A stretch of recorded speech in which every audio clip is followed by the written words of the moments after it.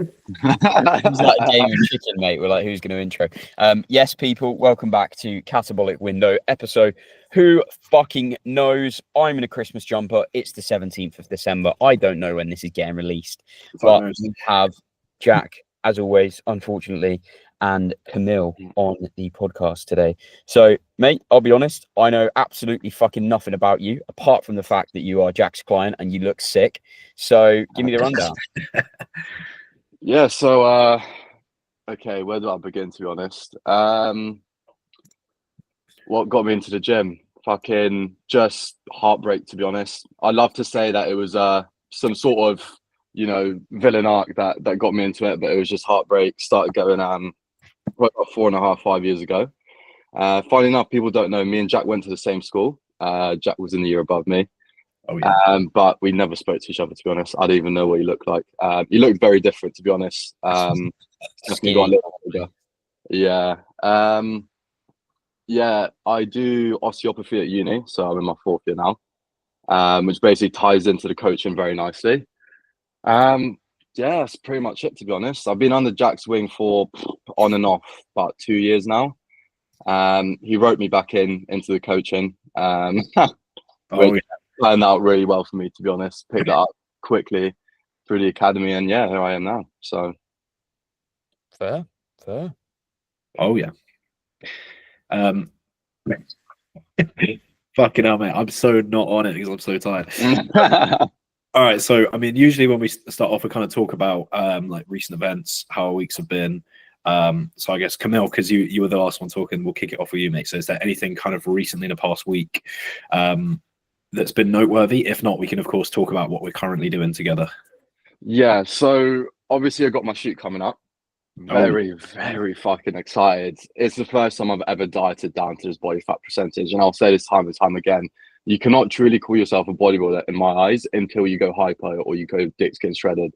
Until you experience what it's like to diet down to like ridiculously low, like sub 10% body fat.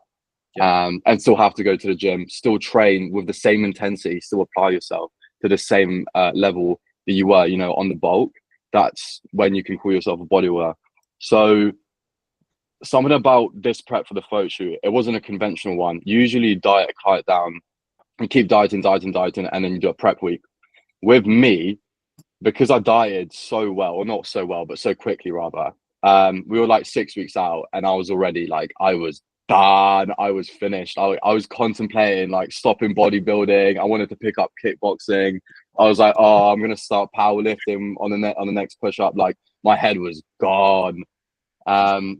So I've kind of been chilling. We kind of upped my calories to about 3.6k for about, I don't know, 2-3 weeks. Yeah. And I've just been chilling, to be honest. Like I've been enjoying the process. Like I feel good.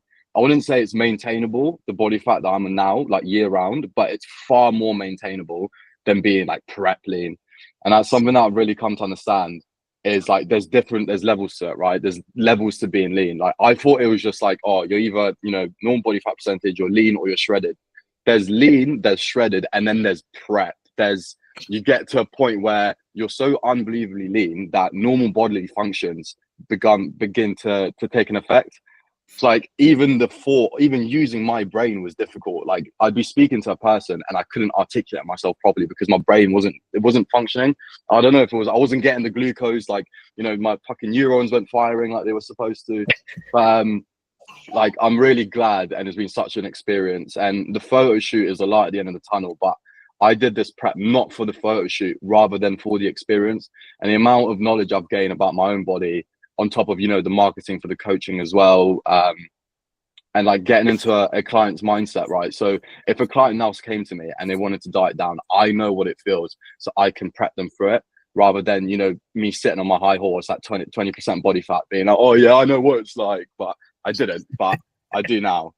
So yeah, that's kind of where my head's at. I'm fucking chilling, to be honest. This week, honestly, has been so chill. So yeah.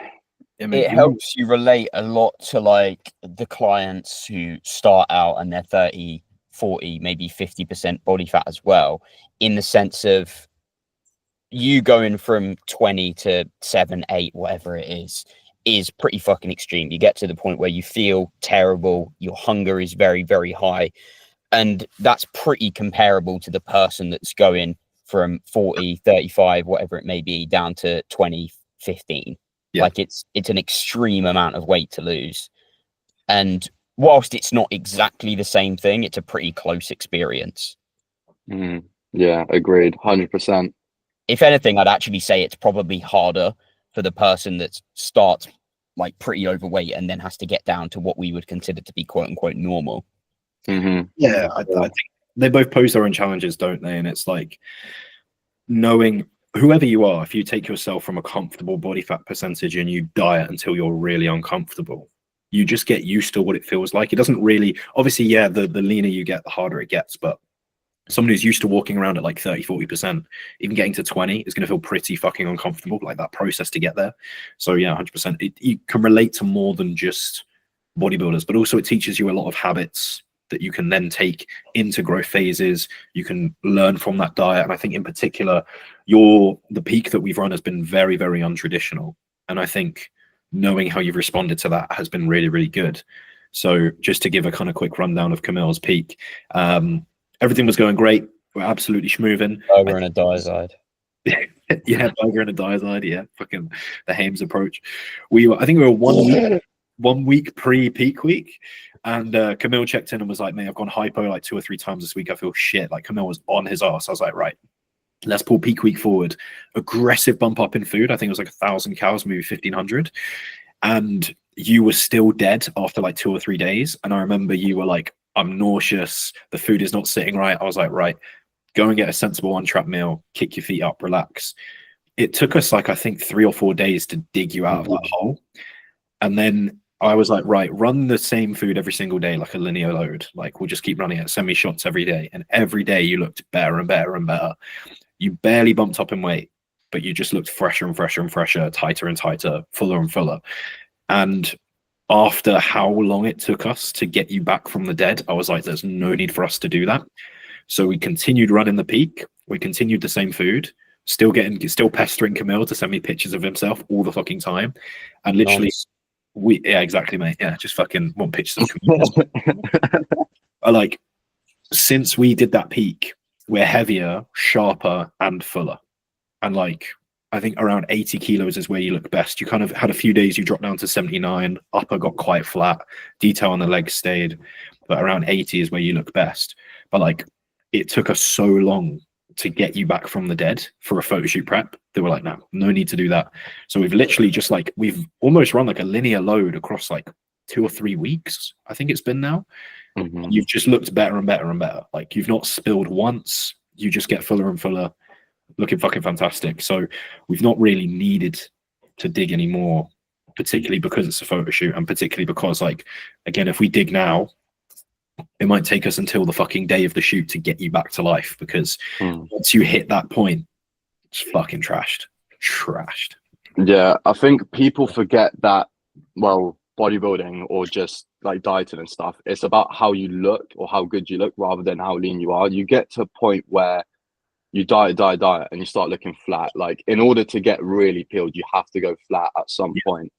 And for me personally, because I fill out so well, there was no need for me to go any flatter than I already was, psychologically and physically. I already had the definition I needed, and I'm not prepping for a competition. I'm prepping for a photo shoot. There's different levels, you know. And if it was a competition, then an argument could be made. Okay, no, like we could pull you back a little bit and then dig a little bit more, just to get that extra little bit of definition. But because it's a photo shoot, that's just not necessary. And you got to understand that I still have other things going on in my life. I'm knees deep into my dissertation. Obviously, I'm in 4th year, so I've had exams and stuff. So it's like I still need to be a relatively functional, normal human being. I need my brain to be at least 50% capacity just so I can get through uni. So it didn't make any sense from a lifestyle perspective for me to just keep dieting, because that week I was literally a zombie. Like I was a bag of bones just walking around. Like I was pale, my eyes were black. Like I remember waking up in the morning, I have to slap myself in the face just to get up. I'd be napping at least once or twice a day for an hour on top of the like 10 hours that I was already getting. So yeah, it was so just not maintainable, and I couldn't live life. Like fair enough. If I was in a prep and I was committing to a show, then maybe I can say, okay, come on, lock in. Like, you've only got 2 weeks of this or whatever. But because I still have to do life, you know, I was like, okay, no, I need to do something about this. To be fair, having said that, you do have feathered erectors and cross-striated quads. So I mean, like, literally the only thing we would need to bring in for a show would be hams and glutes. Like, the outline is there of your glutes. It's just getting the lines in. Obviously, the hardest part. But yeah, to be fair, I mean, fucking saying about compromising on your condition, mate, you're still wicked peeled. Like, really. Yeah, I think, that's what I mean. I think every single person functions better at different body fat percentage. Like, I don't know if you saw pictures of me before I went gym, but I had chest veins, ab veins. I'm naturally fucking lean. So I think I can function relatively good at what I am now. But it's when you get anything like below like stage lean. But like, understandably, there are some obviously fucking genetic phenoms. I'm looking at the natural bodybuilders that can literally walk around like fucking bones and striations. And they can, you know, go to the gym and still be fucking mint. But for the majority of people, like, just being at that body fat percentage is just like fucking, it's hell. It's literally as hell. Well, your body goes, I'm going to die now. Like, I'm going to die soon to keep this up. It's essentially what fat loss is. Yeah. To be fair, when you put it like that, it doesn't make a lot of sense. You're like, right, okay, hang on a second, mate. Like, if you fucking keep this up, I will die, by the way. Yeah, mate, he's going into starvation mode. So, you know, and he's been starving for the past 5 months. So, yeah, how long have you been dieting for? You say 5 months? Yeah, I think it's coming up to 5 months. But like, we could have done a more aggressive cut, but I think this time frame was so much better for me, like spending more time in a cut. Because I've never cut before, like, at least properly. I might have done like a 2-3 week like aggressive cut where I went out like drinking and I lost like fucking 5 kilos in 3 weeks. Obviously not optimal, but like that's kind of like the uni cut that I adopted. But this was the first time I did like a proper cut. So I was like, let me take my time, let me learn like what foods I prefer on a cut, how to, you know, manipulate macros and calories and stuff like that. And it was a really enjoyable process. Like, I do enjoy cutting, obviously apart from the last 2-3 weeks. But yeah, no, it's been fucking sick, to be honest. Yeah, that's fair. Luke, mate, you wrapped up a photo shoot. I mean, it was a couple of weeks back now, but it feels fairly fresh. It was 2 months ago at this point. That's crazy. It's been fun. I know. Time has flown by. But do you think, because obviously like you've got more experience dieting than Kamil, but do you think that your recent photo shoot still taught you things about yourself and dieting and kind of gave you more experience, or what do you think the value of you was? No, not really. Like, it didn't really teach me anything new, apart from that I can push a bit harder than I thought and still sort of maintain performance.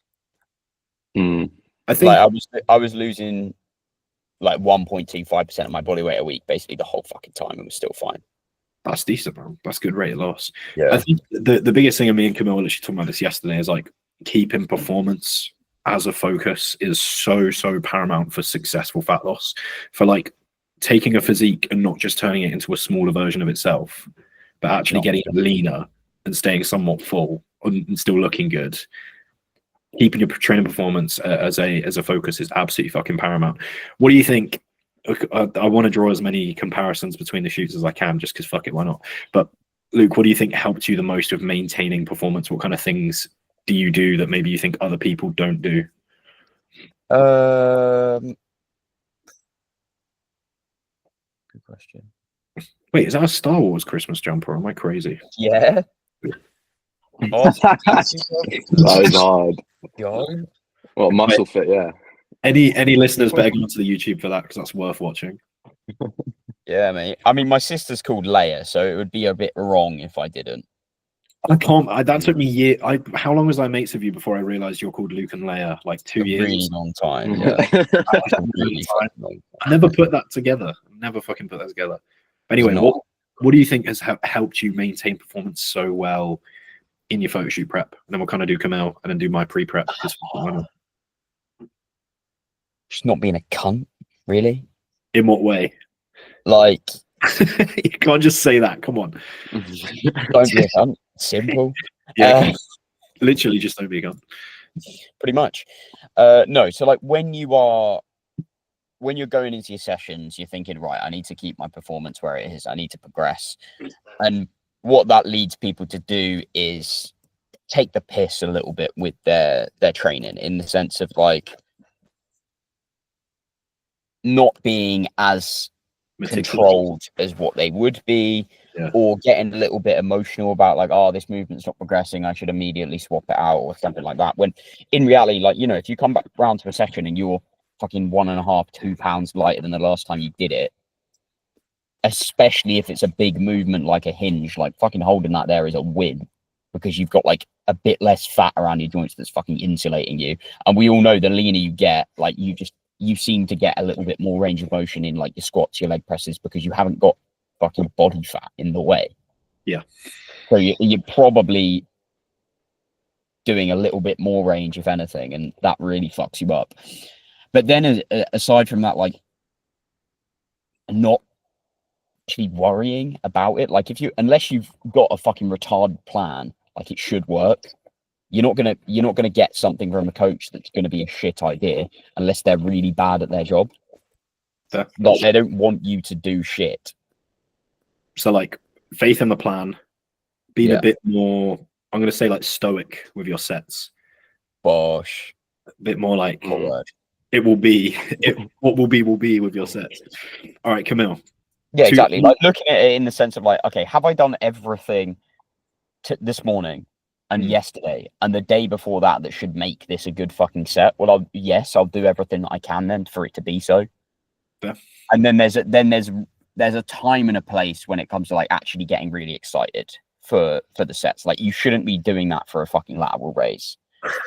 What do you mean, like, bro? You just don't need to get excited for a lateral raise. That's why you have small delts, Luke. I'm getting hyped. But if you've got a bent over dumbbell row, you've got an RDL, you've got a dumbbell press, or whatever the fuck it is, an exercise that you really like and know that it's a tough one to do, then yes, put a more exciting song on. But you don't need to listen to anything crazy to do your bicep curls. That's where you're wrong. All right, Kamil. I have good biceps. To be fair, your biceps are actually better than mine. That works. I think for me, the times in this cut where I progressed the most was when I went out drinking the night before. Not conventional advice, but I think backing up Luke's point, where it's like, because I went out on the piss the night before and I'm going into the gym, I'm thinking, okay, I'm not going to progress. And there's that mindset, oh, it's fine if I don't progress or not, because I went out drinking the night before, that I then progress, because I don't really care about it. If you put too much emphasis on progressing, you're putting a lot of stress on yourself already to take it better or take the set harder, which then actually increases risk of injury. You can end up taking a stupid rep, which could, if you take an additional rep and you don't complete it, but you're there fucking fighting for your life for like 10 seconds, you're just building additional fatigue for the rest of the session. And that's obviously going to impact the rest of your lifts as well. This is something that we spoke about yesterday as well, which is really important, which I learned for this prep, is keeping training fun. My push sessions, I always start with dumbbells, incline dumbbells. If I fuck up my set, it ruins the entire session. I'm pissed off the entire session. What's the point of having it in if it's got such a big influence of the whole session? Yeah. Like, instead of just swapping it out for some sort of seated convergent press where I don't have to worry about as much. Like, big compound movements, especially dumbbells, like if you have a shift in body weight, it is ridiculously hard to even maintain strength because you don't have that stability around your joints, like Luke said, and stuff like that. So it's like, just keep training fun. When I go into the gym and I'm training legs, I want to look forward to it. I can't be dreading, getting on the hack squat or fucking hinging or, doing Bulgarians. You cunt jack for programming that, by the way. But you're welcome, brother. But it's like, you have to enjoy training. You cannot lose your love for training, because if you start dreading training, everything else will fall apart. Everything else will, because the dieting is shit. It will be shit or the eating rather, because you're dieting. Yeah. You're not going to be enjoying food. So you need to keep training as a variable that you enjoy. Everything needs to be enjoyed. Yeah. I think for me, in my pre-prep diet, kind of a similar thing of I removed a lot of pressure for sets to progress. It would just be control it, make sure that the range of motion is good, make sure that I'm taking that set to failure. My focus would be, okay, try and get as much stimulus out of this as possible, and then write it down and then look back and be like, oh shit, I've progressed, or oh shit, I've matched. And if, say I'm doing like 3 sets like a ham curl, set number 1 goes down, my mindset isn't like, oh fuck, it's fucked. I'm like, okay, well, that means I might be a little bit fresher for the next ones. Or I'll go, oh, that's down, that's a shame. Did I hit failure? Yeah, I hit failure. Might record it, might watch it back and be like, there's no way I had another rep. Cool, I'm happy. Like, I still got everything that I could have out of that set.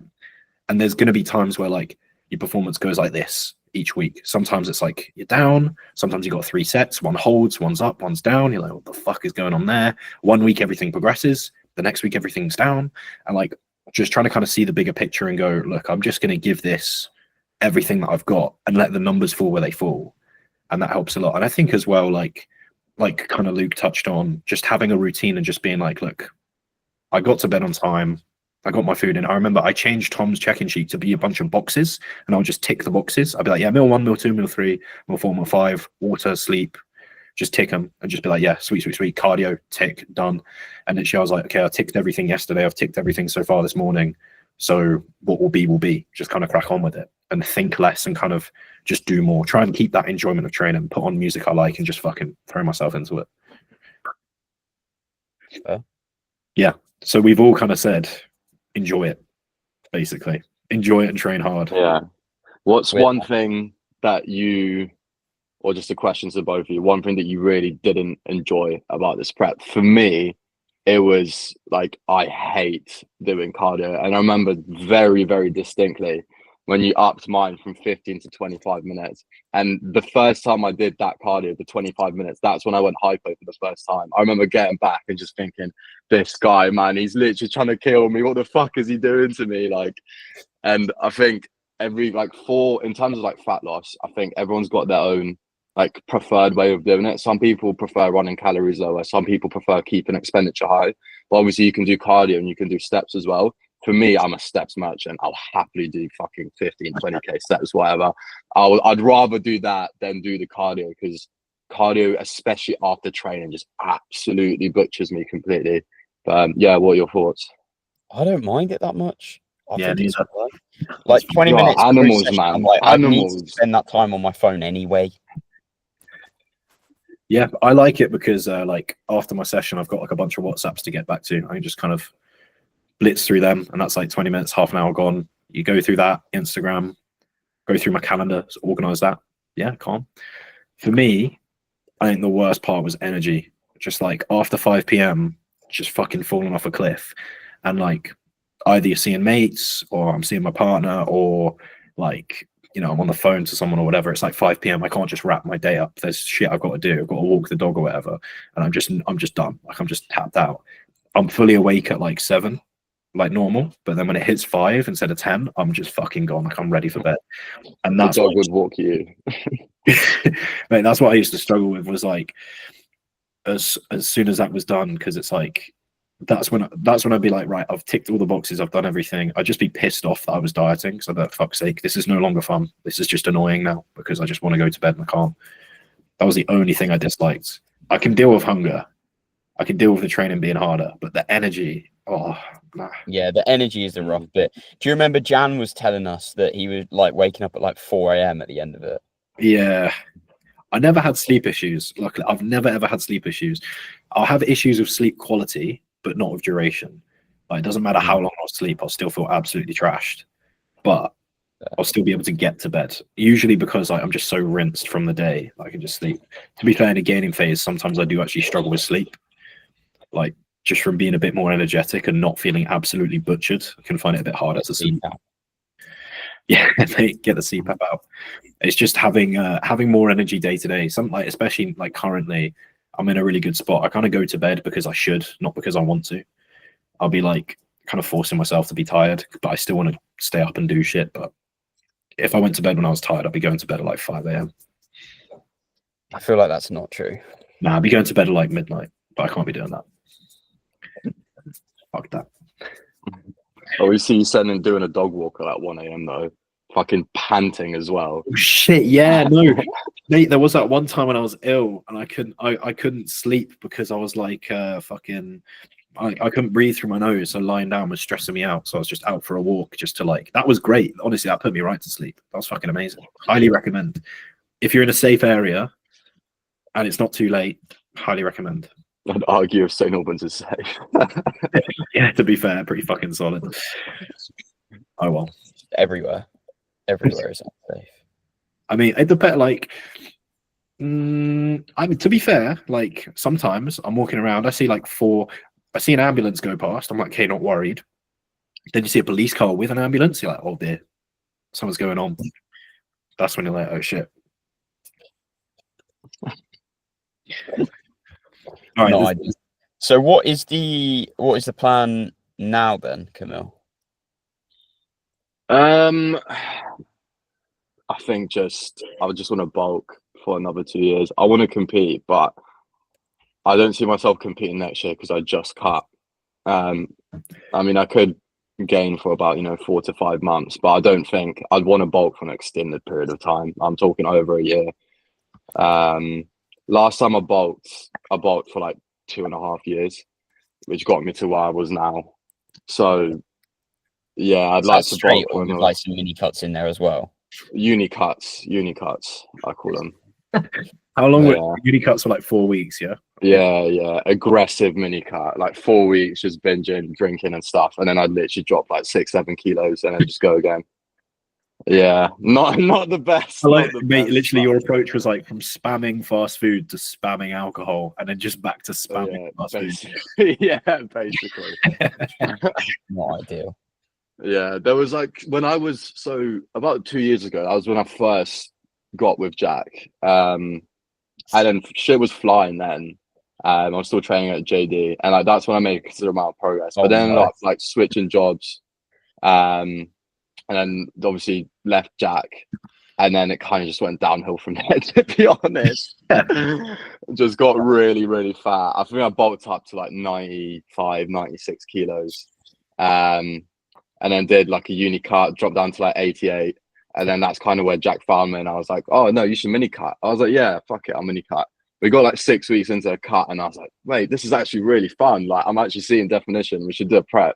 He was like, "Yeah, fuck it, we'll do a prep then." And then got to here now. But I think now the plan is to bulk sensibly. I'm not going to do any like ridiculous cuts like that. I think just sensible rate of gain and actually just enjoy the process, to be honest. Like, I'm so fucking excited to have certain movements back. I just want to lift heavy shit from the floor, and I've been scared to do like stiff legs or even hip hinges at the moment, just for no reason. But yeah,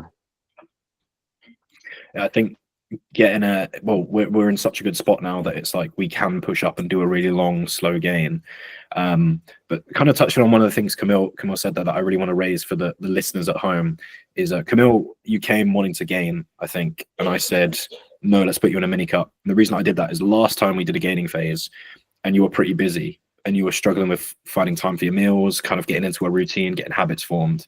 If you've ever got yourself in a situation where you're struggling with the routine of a gaining phase because of time, appetite, whatever, if you have the ability to cut, as in you're not already like worryingly lean, then cut.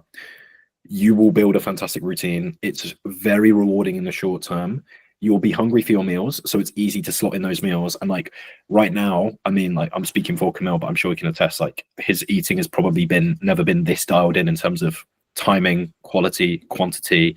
The actual routine that he's following, like my man's on it. I remember I added cardio and you're like, can we make it daily? I was like, fucking sure, mate.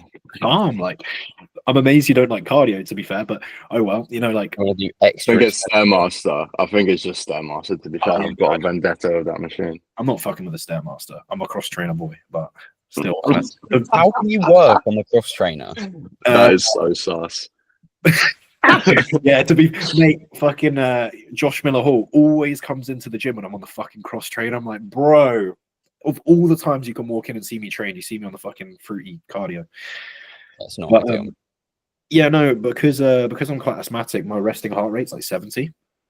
So I can get my resting heart rate to double quite quickly. Like I mean, fucking the voice notes I send Kamil when I'm on a dog walk. Like, Kamil, you know where I live. It's quite flat. There's a few hills, but it's quite flat. I'm literally just walking around, getting out puff. I'm getting out. Never say that again. Like right now, I'm getting like out of breath. But literally, I remember I used to track my heart rate with like I had like a fucking smartwatch, and I could get to like 100 during check-ins, like just from getting a bit too animated. It's literally just because my breath is so shallow, then I don't get much oxygen into my bloodstream, so my heart has to pump a little bit quicker to kind of keep up with everything. So it's okay, mate. You can just say that you're a pussy. It's fine. Yeah. I'm just really excited all the time, mate. I'm just so excited. That and sometimes I use Conti pre-shred. I wish I had a code. And sometimes certain stimulants help as well with keeping my heart rate high, or just caffeine in general. You remind me of a bulldog. What? Because I'm round and I can't breathe. You're still cutting now, aren't you, Jack? No, we wrapped that up. So I've got no idea what's going on with you, mate. Honestly, yeah, I know it's all over the place, isn't it? So me and Tom started a diet. We didn't know what the end point was going to be. We thought it was going to be 190. We had a check-in in person at Tom's event, and Tom was like, "You're done." I was like 195, and he was like, "Yeah, you're done." Yolene and I thought, "Cool, end it." Since then, we've been slowly backing out, and my body weight has fucking shot, which is ridiculous. But he's given me more food because he's like, "You're already pretty lean." So I don't know if you saw, I posted up my current physique at like 210. I was 195 2 weeks ago. Like my body weight, mate, it's fucking insane. It's the heaviest I've ever been. My body weight's just shot up. I'm definitely fluffier than I was at 195, but nowhere near as fluffy as 210. I need to put up a comparison. But yeah, so the goal is we're going to hold 210 for a little bit and then slowly push 215, hold that for a little bit, because I seem to be kind of recomping quite well from Tom, which is cool, especially because drugs really aren't that high at all, which is very, very cool. So we're like, fuck it, let's rinse it. So I'm going to rinse 210 for a little bit, 215, rinse that for a little bit, hopefully 220, rinse that for a little bit. But either way, growth phase ends around April, May. That's the current plan. And then go into some form of diet from there. Photo shoot, prep, fucking mini cut, whatever. What will be, will be. I'm getting excited to prep, so I feel like it might end up being prep, but we'll see. Seeing Kamil and Aaron go through shoots has made me want to prep, so we'll see what comes in April, May, but we'll see. I feel like you're so like every single day you wake up, you got a different opinion on prep. I remember like a week ago, you were panicking. You were like, "Oh no, like everyone's telling me to prep. I don't know if I want to prep. Like, it's really stressing me out." And then you wake up today, like, "Yeah, I want to prep." Like that's the thing about it. Like you cannot put too much thought behind it. If it comes, it comes. If it doesn't, it doesn't. It's the best way to think about it. Exactly. I remember I was thinking about it. I was talking to Tom about prep and stuff, and I was like, "Oh man, I don't know what to do." And I was thinking about it, and he was like, "What do you do with your clients?" And I was like, "Well, with you, Kamil, it was like we decided halfway through. Fucking with Aaron, we decided halfway through. Dan and Omar, we decided halfway through. I've never had someone come to me for a photo shoot where we've just been like, yeah, okay, in X amount of weeks' time, we're going to start a photo shoot prep. Like all of my clients, we've started a diet. I've been like, this is a good look. Let's turn it into something. And then they do. And I think you kind of already have to be in it. And I wish in my pre-prep diet, I just jumped on stage, because I finished it about, I think Tom said like 8 to 10 weeks out. And I'm like, at the time, I was like, that's exciting. I kind of want to finish it. But I was like, oh no, I won't, because I'll diet later. But that put too much pressure on it. But as soon as I came out on Insta and I said, oh, I don't know if I'm going to prep or not, and I realized no one gave a shit, it made it much more exciting and appealing, because I've like, there was a lot less pressure. Yeah. But, yeah, I don't know. We'll see what happens. I think sometimes I'm like, oh, I'm only doing it because it's my last year as a junior. I don't actually want to do it. And some days I'm like, oh, I really want to do it.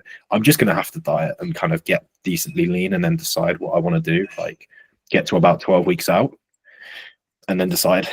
Like, I think it's too easy for me to be neurotic, but when I'm dieting, I'm a bit more like day to day and just robot. And I kind of need to be in robot headspace to be like, right, does it make sense? But that's pretty much what me and Tom have agreed. Neither one of us is going to mention prep. It's just going to be every single time we diet. Yeah, like whenever I diet, it will be like 8 weeks of pulling down aggressive. On week 7 or 8, if I mention prep, we go for prep. If Tom says maybe it's worth going for prep, then he'll mention it. But like, we're not going to talk about it until like the back end of the diet. But I think after you've already been dieting somewhat, it's a lot easier to just kind of like extend it out rather than being like, hey mate, you're going to go in for a 24-week prep. I think for me currently, that's makes me too fucking neurotic and fucks with my brain. I like to just focus on each and every week. What am I doing this week? I don't want to think too far ahead. Yeah, just make it digestible, to be honest. But I remember when I was looking at shows like this time of year, because when it got to like 6 weeks out, I was like, mate, I want to fucking compete. Please get me on stage. I was looking at shows and I was like, the only real one that I could compete in is in March. It's the St. Albans First Timers. But that's literally 2 days before, or no, it's 2 days after my exam. And I was like, I'm not going to be fucking treating patients in clinic like cheeks hollow, fake tan on. Like, that's going to be a bit sus. So it's heartbreaking because I'd love to compete, but I'm going to have to wait the next time I get dick skin. Yeah. I think sometimes like we said, you just got to let it find you. It depends like what you prefer. Some people like knowing like, okay, I'm going to do this at this time. Other people, it's like a bit more, I don't know, feel it out. You can put too much pressure on yourself. But yeah. Luke, what do you think, mate? You stayed quiet during this conversation. So next year I'm not gonna like pick a specific show. I'm just gonna aim for like a time frame, if that makes sense. Like be there or thereabouts ready August, September time. And then we'll assess like a couple of weeks out, like, okay, should I go and do this one? Should I go and do that one? Yeah. Aside from there. Because at the end of the day, you want like the best look possible, and sometimes you just need a bit more time to get there. Yeah, 100%. I think for me, a pre-prep diet is always beneficial because dieting is a real shove. So if I can get into a point where like prep is like 30 pounds off rather than 40 or 50, that's ideal. But I think like this is what prep is, isn't it? It's like you said, finding the best look, and you're only going to find your best look by playing to your strengths as much as you can. And like some people prefer a really short prep, being like, oh, I know I've only got 8 weeks, so they want to come in super aggressive, or they want to come in super lean. For other people, they want to know, oh, I'm only losing half a pound a week, I'm keeping food high, I'm keeping cardio low, and they want like a 30-week prep. Like different people have different approaches that works well for them. I think to an extent though, as both of us climb bodybuilding ranks, hopefully it's going to get to the point where we do have to be a bit more like, this is the show I'm going for, this is when I'm starting, work backwards. But for like your first few shows, you can just sort of kind of, okay, I'm planning for vaguely around this time, or maybe this time, or maybe this time. We'll see what happens. Yeah, there was like, it was almost a trend a couple of years ago of like, you have to do a 20-week prep, and now people are going the other way again a little bit of, okay, I prefer doing a shorter prep, so I'm just not going to get so fat. Yeah. And it's going to be more reasonable. Yeah. But some people prefer to like, I mean, some people don't want to prep for long, and then other people want to fucking get hugely obese, so they get sick of food before prep, and I don't know, whatever works for you, man, you know. But I think, like you said, the people have kind of, I remember Leon from the Physique Collective doing like he did like an 8-week turbo prep. Do you remember that? The fucking modified protein fast. Like there's so many different ways to prep, and ultimately, as long as you bring a really fucking good look that's balanced, full and lean, doesn't matter how you get there. Like you're not ordered on stage based on how long you prepped, or what your rate of loss was like, or you know, how well you maintain training performance, or the fact that you kept a barbell bench in versus someone else Smith pressing. It doesn't really matter, you know. You're just measured on your look, and you can only really bring your best look. Yeah. Very true. Boss. So true, mate. Luke, what are your plans then? Push up until April, May? March, April time, I reckon. Fair. It's the plan. Oh my god, why am I so tired? Mate, it's today, I'm telling you. Today's a fucking lower body. Yeah, it's messing me up. I'm tired before lower bodies even occurred. It's just, body's anticipating the about stress you're about to put it through. I'm going to train so hard in about 2 hours time. It's making me tired now. That is how it works. Yeah, That is that's true. how it It's works. echoed backwards. I wanted to So do. I'm gonna push up till then. Yeah. The aim is to not get above 160 or so, which is based on how things are going, definitely feasible. Like I'm a couple of pounds heavier, but not looking. If anything, I look You look better. leaner. You look a lot leaner. Yeah, like the shots I posted up recently, I'm like, what the fuck is going Mate, on here? every week I look at you and I'm like, fucking hell, like it is. You've got your all-time best right now for sure. Boom. Yeah, I remember when you posted the photos from the photo shoot, and I sent it to Jack. I was like, "Oh, we're gonna look as good as this." yeah. Oh fuck, Luke, I didn't tell you. Yeah, Kamil immediately as soon as you published them was like, "Please, Jack, can we get this lean? Can I look this good?" I forgot. My upper body's really, really lean. Like it doesn't get too fat, but then my lower body still had like a good chunk to come off it. But my legs are actually like leaner now, which is funny. Yeah, you've got if I remember correctly, it's weird if I do remember this. I feel like you had striations in your VMO when I saw you. Or was it your VL? I remember seeing striations across your quads somewhere. There was some, yeah. Nice. When was the last time I saw you? No, I saw it in your Oh, right. I still pay attention to your gram, mate, don't you worry. Oh yeah. I can't remember the last time I did see you actually. I had a flashback from a year ago where we were filming for the catabolic coaching charge like a year ago. Yeah.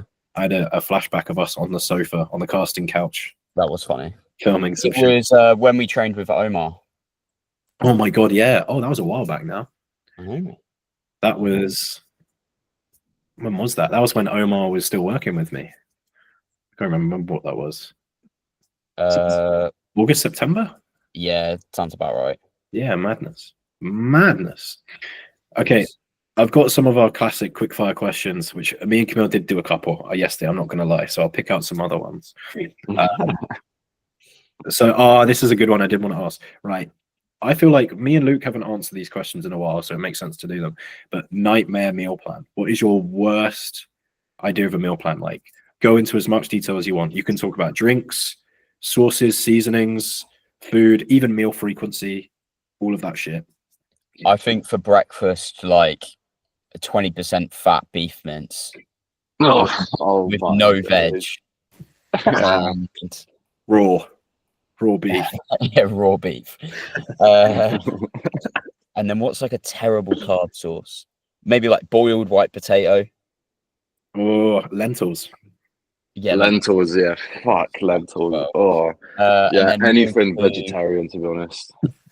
Meal 2, probably like oats with just like made with water, nothing else. Not cooked, just oats. Just no protein with them.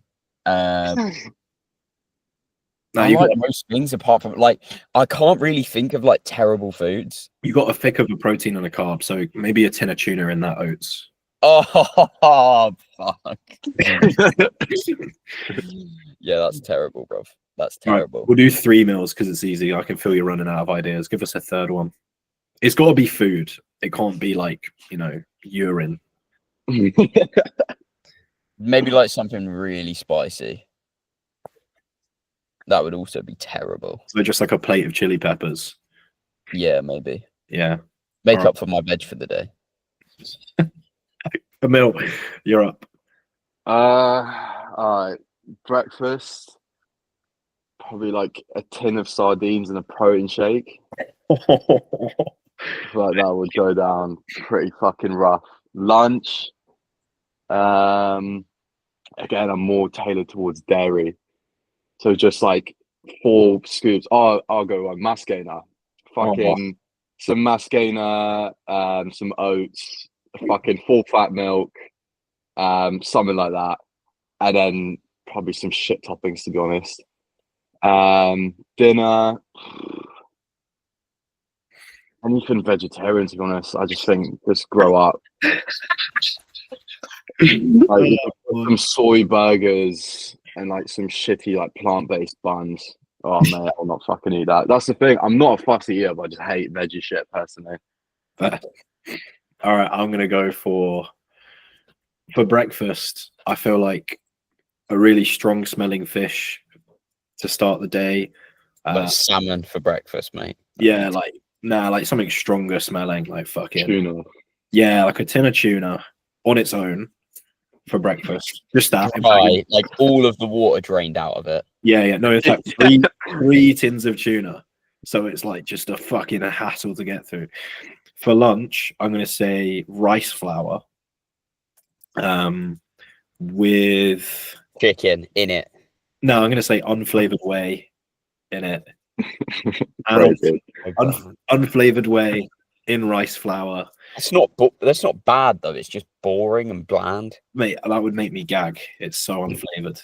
I tell you what, for a fat sauce, we'll throw in some fucking like salmon oil, so it tastes like fish.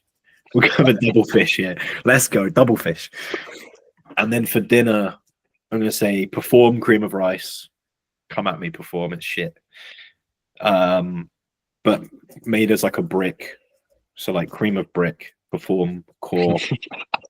And then we're gonna throw in a sirloin steak into the cream of rice because it's so close to being good, but it's been ruined by the cream of rice. And Are you cutting it up or just fucking? Yeah, cutting it up, well done Okay. chunks in the cream of brick. And then we'll throw like a cauliflower in there as well. And that'll be me. Yeah, foul. And then maybe all I'm allowed to drink all day is like pre-workout, so I'm just like anxious as fuck. Just pump pre. Yeah, just constantly walking. Walk around with A monster every hour on the hour. Oh, mate. I would die in 2 days easily. Yeah, I'd get a stroke probably about half day. All right, there's another one that I like. You have to invent a flavor of a supplement. So it can be a whey, cream of rice, creatine, whatever, but it has to be savory. What are you going for? For the sake of argument, say it tastes nice. Barbecue flavor cream of rice with chicken. Oh, That'd be all right. hell. Chicken flavored core. No, barbecue flavored cream of rice and then put chicken in it. I think it'd be all right. I could back that. If it actually tastes like a big bowl of barbecue sauce, I could back that. I feel like the macros would be so fucked though to make it taste barbecuey enough. It would be loaded with sugar. It'd be so fucking sweet. It'd be horrible. Kamil? Fuck. I'm more tailored towards like a korma flavored cream of rice. Ooh, I like that. Yeah, and you put some chicken in there, and it'd literally just be cream of rice. It'd be like a korma, but yeah, with cream of rice instead of fucking rice. I was gonna go similar. I was gonna say like a chicken soup cream of rice because I love a soup, or like a tomato soup. Like basically a big Heinz soup, but it's got the macros of core. Oh, I'd be all over that. A bit of bread in there. Oh, amazing. We'll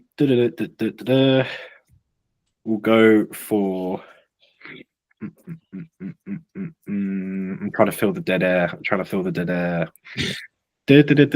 How would your parents describe what you do?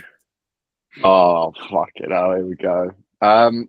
My mum still flushes my creatine down the toilet to this day. Really? Yeah, she's so anti. Like, I remember, like, even the first like 3 months of training, my mum was like, "You're already too big. Stop training." Like, my entire family is so anti bodybuilding. It's ridiculous. Damn. How do you cope with it is the question. I think just don't make a big deal out of it.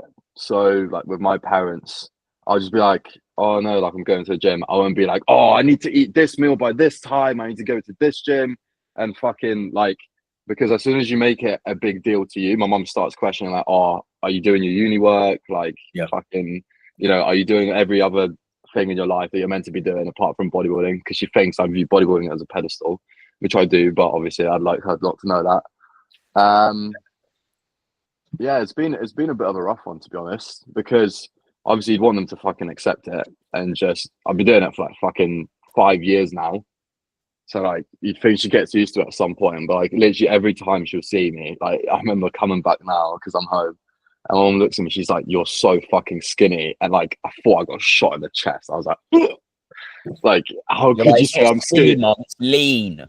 I was like, yeah, get it right. I'm fucking dieting for 20 weeks for someone to call me skinny. Oh, mate, I remember I was at the pub a couple of weeks back, and I went into the toilet, and there was some bloke there, and we just started having a friendly conversation. And he goes, "Oh yeah, you look like you've got a sleeper build." My fucking ego was shattered. I had to lift it out. I was like, "Mate, don't fucking piss me off. Like, don't like."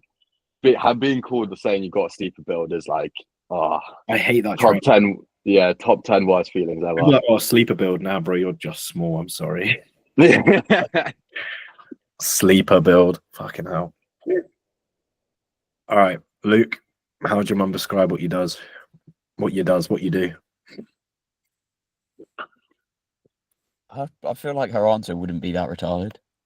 I'm not gonna lie. I think the same because my mum follows me on Instagram. She's very supportive, bless her, and she listens to the podcast. So I gotta be careful what I say. But I think I think she'd just be like online coach and bodybuilder. Yeah. All right. Boring answers. We'll move on swiftly.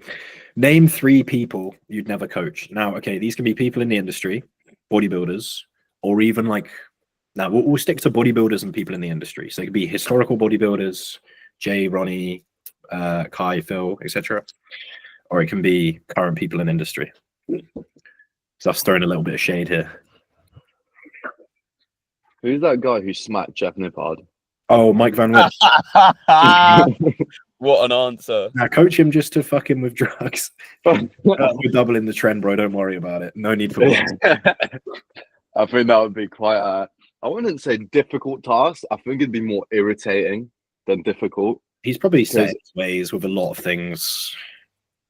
Yeah, I think he'd just be a cunt, to be honest. I'm more like you said something interesting yesterday where you're tailored, or you're more drawn to clients which are a bit more difficult because you enjoy the challenge. But I think there's a difference between it being difficult and being irritating. Yeah. I think with him, he just fucking pissed me off. It's a hard one though, because it's like, what's the scenario? Is it like he's come? Because when I say like you could coach someone, is it like they're forced into it? Are we forcing Mike to work with Kamil? Or is this a scenario where Mike has inquired with Kamil? Because if he's inquired with you, he's probably more open to your advice. But if you're like, oh, gun to Mike's head, he has to get coached by you, then he's obviously not going to listen, right? So it's kind of depends on the situation, doesn't it? Because even the most like, stubborn people, if they inquire with you, they're probably going to listen. Hopefully, they're more likely to anyway. Anyone else? So we've got Mike Van Wick, 2 more. I can't really think of anyone. It's such a difficult question because, like you said, it really depends. It depends on the situation. Because, like, let's say for the sake of argument that they're forced into it, because then it's a little bit less. It's a little bit easier to think of some people that you wouldn't want to work with. How about we all go around and maybe say one? So you got Mike Van Wick. I'll come back to that one. That's a good one. I wouldn't coach Jack. Damn. Brutal.